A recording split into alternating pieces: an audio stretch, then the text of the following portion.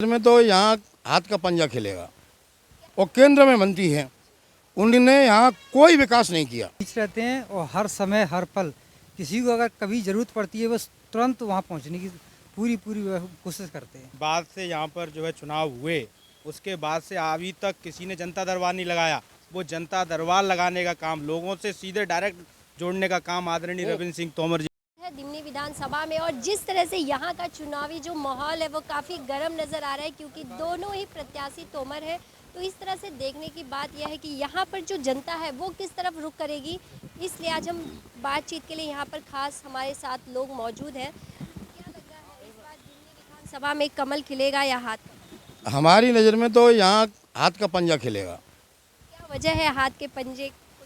हाथ के पंजे की वजह यह है कि माननीय जो यहाँ इस समय भारतीय जनता पार्टी से नरेंद्र सिंह तोमर जी जो चुनाव लड़ रहे हैं विधायकी का, यहाँ से 10 साल से सांसद हैं और केंद्र में मंत्री हैं, उन्होंने यहाँ कोई विकास नहीं किया। जनता तो विकास चाहती है और जो विकास करेगा उसको वोट देंगे। तो रविंद्र जी भी यहाँ के सिटिंग विधायक रहे हैं, उन्होंने कैसा काम किया? सांसद जी ने काम नहीं किया आपने बताया, लेकिन विधायक जी ने कितना? मेरा कहने का मतलब ये है कि यहाँ मध्य प्रदेश में बीजेपी की सरकार है और जो रविंद्र सिंह तोमर जी हैं वो कांग्रेस के विधायक हैं। यहाँ की गवर्नमेंट ने इतना भेदभाव किया कि सिवाय विधायक निधि के एक पैसा बजट में दिया नहीं, और विधायक निधि से क्या विकास हो सकता है ये मैडम आप भी समझ सकती हैं। कुछ भी विकास कार्य दिखाया नहीं, जो संभव है वो उन्होंने सब काम किए। फैक्ट्री तो लगा नहीं सकते हैं वो, कोई यहाँ उद्योग धंधा डाल नहीं सकते क्योंकि इतनी निधि नहीं मिलती है। ये तो बड़े लोगों का काम है, बड़े नेताओं का काम है। उन्हें यहाँ फैक्ट्री कारखाने डालना चाहिए जिससे पब्लिक को लाभ मिले, पब्लिक को रोजगार मिले। तो मैं ऐसी उम्मीद नरेंद्र सिंह तोमर से तो कर सकता हूँ, लेकिन रविंद्र सिंह तोमर से नहीं कर सकता।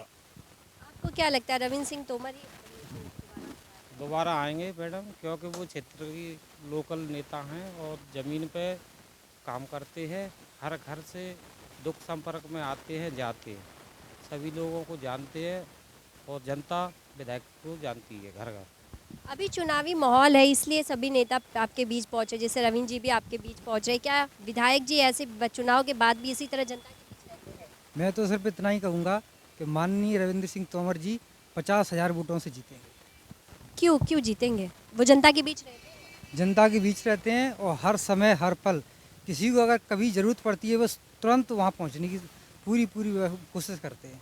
कैसे ऐसे कोई आप है एग्जाम्पल किसी के लिए ऐसे एंड जिसकी ज़रूरत हो और उस जगह पे रविंद्र जी पहुंच गए हो, ऐसा कोई बता सकते हैं? देखिए, दिमनी में रविंद्र जी एक ऐसे विधायक हैं, यहाँ पर सिटिंग एमएलए, आज तक आज़ादी के बाद से यहाँ पर जो है चुनाव हुए, उसके बाद से अभी तक किसी ने जनता दरबार नहीं लगाया। वो जनता दरबार लगाने का काम, लोगों से सीधे डायरेक्ट जोड़ने का काम आदरणीय रविंद्र सिंह तोमर जी ने किया है।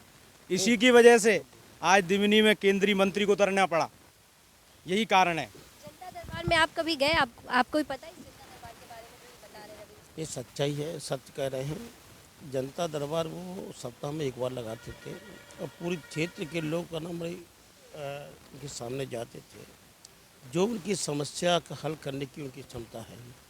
क्यों सरकार उनकी नहीं है, सरकार बीजेपी सरकार है और बीजेपी की सरकार को आपको भी पता है, मीडिया को भी पता है, पूरे क्षेत्र को पता है, प्रदेश को पता है। इस समय प्रदेश के अंदर जो लहर चल रही है, जो आंधी कदम उठी है, वो कांग्रेस के पक्ष में है और कांग्रेस पूर्ण रूप से बहुमत से आ रही है। कम से कम तो यहाँ से लगभग 170-80 सीट, 180 सीट लगभग आ रही हैं। हम पूर्ण बहुमत की सरकार बना रहे हैं, चाहे कोई भी का नाम यहाँ चुनाव लड़े।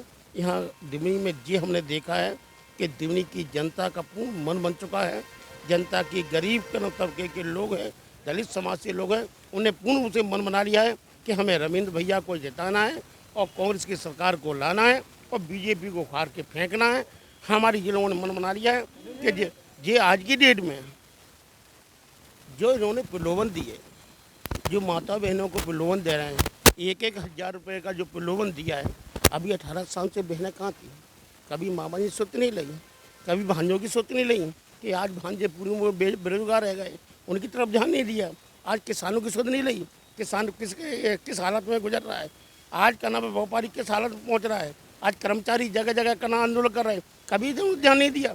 सिर्फ का नाम कर्जा लेकर और कर्जा ले लेकर और प्रदेश को बोझ पे बोझ, बोझ पे बोझ, बोझ पे बोझ हर व्यक्ति के ऊपर रखते जा रहे हैं और झूठ की घोषणा करने में बहुत माहिर हैं, झूठ बोलने में बहुत माहिर हैं। अगर झूठ इस तरह से आपने देखा कि यहाँ पर रवीन जी के साथ यहाँ की जनता नजर आ रही है। उनका सीधा कहना है कि जनता दरबार लगाया जाता है रवीन सिंह द्वारा, जहाँ पर उनकी समस्याएं सुनी जाती है, इसलिए केंद्रीय मंत्री के होने के बाद भी वो रवीन सिंह को ही चुनेंगे।